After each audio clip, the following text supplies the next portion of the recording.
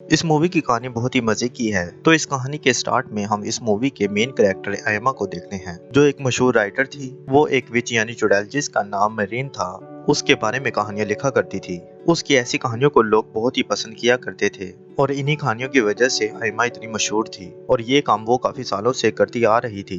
फिर अब वो मेरीन के बारे में कहानियां लिखना बंद कर देती है, क्योंकि उसे अब ऐसा लगने लगा था कि मुझे ऐसी डरावनी कहानियों की जगह कुछ अच्छा लिखना चाहिए। उसने अपनी कहानियों में ये लिखा था कि एक लड़की के सपनों में मेरीन विच आकर उसे तंग करती है। उसकी ये कहानियां बहुत ही मशहूर हो गई थी और इन कहानियों की किताब ने बहुत पैसे भी कमाए थे। लेकिन आयमा अपनी पूरी जिंदगी के बारे में सोचकर काफी परेशान हो जाती है, जिसके बाद वो बहुत सारी शराब पी लिया करती थी। उसके साथ काम करने वाली एक लड़की जो उसकी बहुत अच्छी दोस्त भी थी, वो आयमा का बहुत ख्याल रखती है। फिर हमें यहाँ एक और बात पता चलती है कि आयमा के सपने में खुद मेरीन आया करती थी, जो उसको काफी डरा दिया करती थी। खैर, अब रोज रोज आने वाले फैन से मिलने और उनकी बुक पर साइन करना ये एक राइटर के लिए आम बात होती है। फिर एक दिन जब आयमा ये सब कर रही थी तो उसके पास एक लड़की आती है जो उसकी बहुत बड़ी फैन थी। वो उसे कहती है कि मेरीन अब इस दुनिया में आ गई है, उसने मेरी मॉम को अपने कंट्रोल में किया हुआ है। अब आयमा, अब तुम्हारी और तुम्हारे चाहने वालों की जिंदगी को खतरा है। अगर अब तुमने मेरीन के बारे में लिखना बंद कर दिया तो सारे मारे जाएंगे।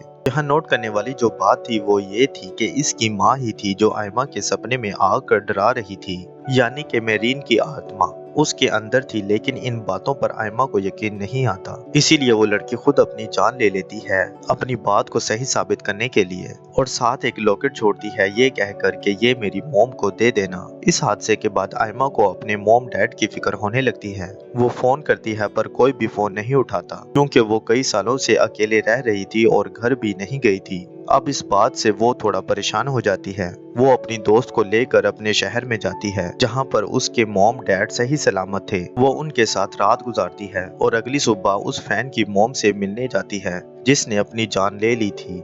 यहाँ आकर उसे पता चलता है कि सच में उस लड़की की मॉम के अंदर मेरीन की आत्मा है। वो आयमा से कहती है कि तुम्हें मेरे बारे में लिखते रहना होगा, अगर तुमने ऐसा ना किया तो अच्छा नहीं होगा, मैं तुम्हारे मॉम डैड को मार दूंगी। फिर आयमा की मुलाकात अपने बचपन के दोस्तों से होती है, जो काफी सालों बाद आयमा से मिल रहे थे। इन दोस्तों से आयमा को बहुत प्यार था, खास तौर पर अपने एक मेल फ्रेंड से जिसकी अब शादी हो गई थी। अब आयमा कुछ नहीं लिखती। फिर इसके मॉम डैड गायब हो जाते हैं, जो मेरीन का ही काम था। काला जादू करके मेरीन की आत्मा सभी को अपने कंट्रोल में कर लिया करती थी। यहाँ हमें चमड़ी से बनी एक पोटली भी दिखाई जाती है, जिसका मतलब ये था कि ये जहाँ भी होगी वो सबको अपने कंट्रोल में करती रहेगी। आयमा फिर से अपनी कहानी लिखना शुरू करती है और वो जो भी लिख रही थी वो सब कुछ सच होता जा रहा था। कुछ दिन बाद आयमा की मॉम खुद ब खुद घर आ जाती हैं, पर उनकी हालत काफी खराब थी, क्योंकि वो अब भी मेरीन के कब्जे में ही थी। वो आयमा को बुरा भला बोलने लगती हैं, पर आयमा के डैड अभी भी गायब थे,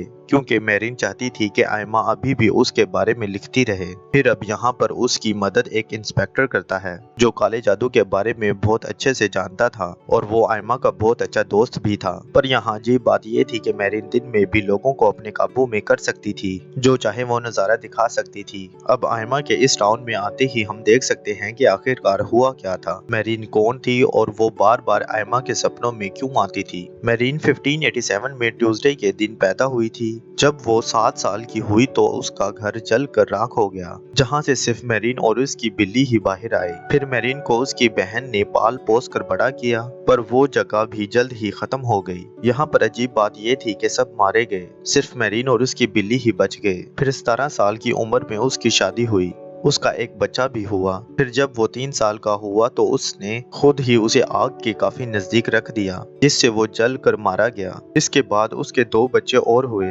उन्हें भी वो एक दिन घने जंगल में ले गई। जब वो वापस आई तो उसके साथ उसके बच्चे नहीं थे, वो अकेली थी, जिसका मतलब था कि उन्हें भी मेरीन ने मार दिया होगा। आकर उसने बहुत ही खतरनाक काम किया, उसने अपने हस्बैंड का गला काट दिया और शैतान के सामने उसके साथी डेमन से शादी कर ली। मेरीन शुरू से ही काले जादू जैसे काम किया करती थी, लेकिन फिर उसे पीस्ट और कुछ लोगों ने पकड़ लिया, क्योंकि उस जगह पर बहुत सारे बच्चे और लोग मारे गए थे। इसलिए सब ने मिलकर उस पर क्रॉस वाला कपड़ा लगाकर फांसी दे दी। लेकिन मेरीन का कहना था कि मैं कभी हार नहीं मानती, आने वाले वक्त में मैं दोबारा आकर तुम्हें और तुम्हारे बच्चों को तंग करूंगी, क्योंकि मैं खाली हाथ कभी नहीं जाती। मैं हमेशा अपने साथ कुछ न कुछ लेकर जाती हूँ। फिर उसे 15 फीट जमीन के नीचे दबा दिया गया। उसने जो डेमन से शादी की थी वो एग्रीमेंट भी उसके साथ नीचे जमीन में दफन कर दिया गया। दफन इसलिए किया गया क्योंकि बीस्ट उसे जलाने में नाकाम रहे, यानी कि उसे ठीक तरह से कभी खत्म ही नहीं किया गया। उसकी कब्र बिल्कुल आयमा के घर के सामने थी। एक दिन बचपन में आयमा उसके पास गई। वहाँ एक छोटा सा सुराख था। उसने जब सुराख के अंदर देखा तो उसे एक अजीब सी आवाज सुनाई दी,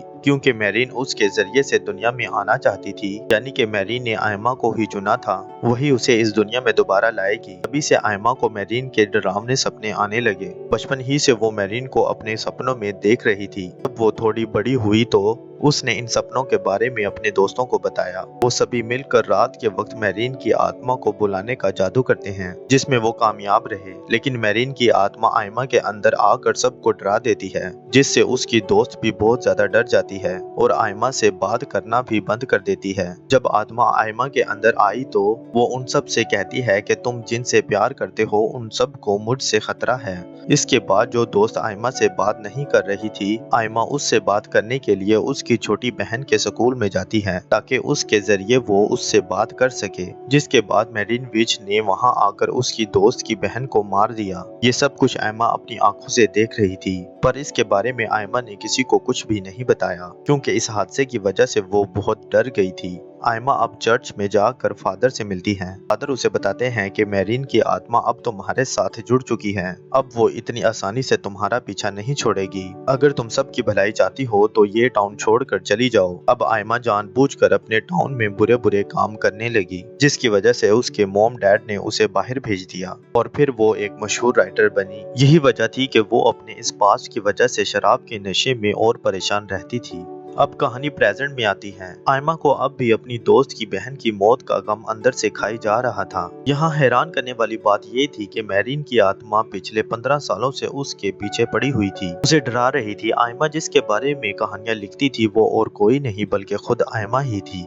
ये सब बातें आयमा सोच कर नहीं लिखा करती थी, ये सब कुछ उसके सपने थे जो उसने कहानियों के रूप में लिखे थे।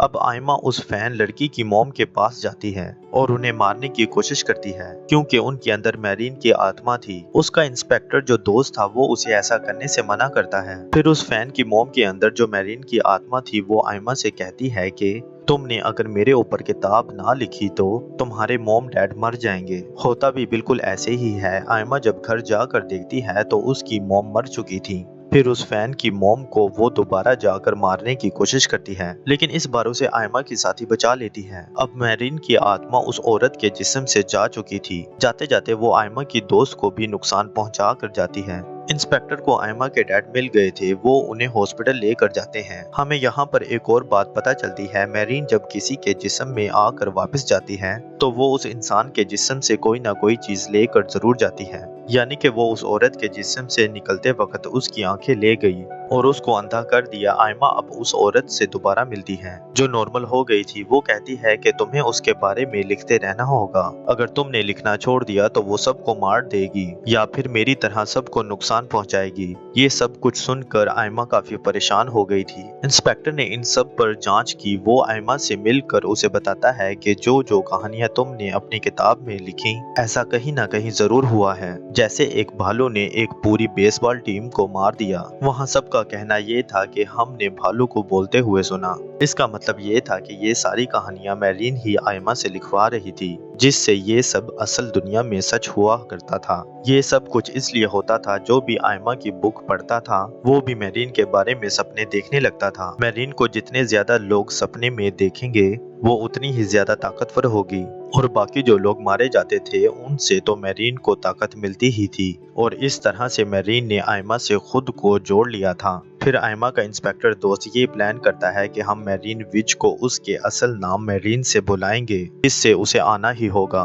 क्योंकि विच अपने असली नाम को झुठला नहीं सकती। पर इस दौरान मैरीन ने आयमा के दोस्तों के 2 बच्चे चुरा लिए थे ताकि वो आयमा को ब्लैकमेल कर सके। फिर इसके बाद उसके सारे दोस्त उसी लाइट हाउस में जाते हैं जहां पर उन्होंने मैरीन विच को बुलाया था 15 साल पहले जादू करके। वो इससे पहले कि उसे दोबारा बुलाते, वो आयमा की साथी के अंदर आ जाती है जो हॉस्पिटल में थी। जहाँ पर उसको आयमा के डैड ने भी देख लिया था। वो नर्स को भी मारने वाली थी, पर तभी आयमा की दोस्त जादू करके मेरीन को बुला लेते हैं। फिर वो आयमा के साथी को छोड़कर चली जाती है। इनका प्लान ये था कि जब वो यहाँ आएगी तो वो लोग उसकी आत्मा को डोग के अंदर कैद करके उसे कहीं बांध देंगे ताकि वो अब किसी को नुकसान ना पहुंचाए। लेकिन मेरीन बहुत चालाक थी, वो इंस्पेक्टर के अंदर आकर उसे ही मार देती है और साथ ही आयमा की एक और दोस्त को भी। आयमा के सभी दोस्त यही चाहते थे कि वो मेरीन के बारे में लिखती रहे ताकि सबकी जान बच जाए। आयमा जब अपने घर पर थी तो उसका वो मेल फ्रेंड आता है जिससे वो प्यार करती थी।